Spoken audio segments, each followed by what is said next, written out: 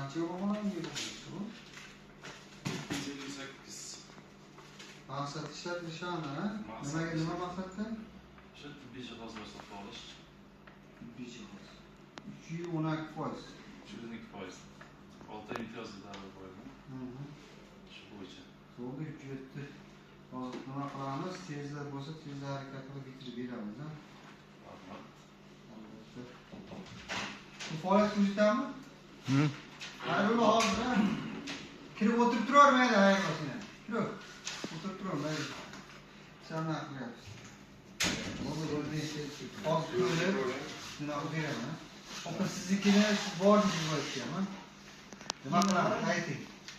Biraz ketince gapirishadi, ammo biz aytdingizda telefon qildimi?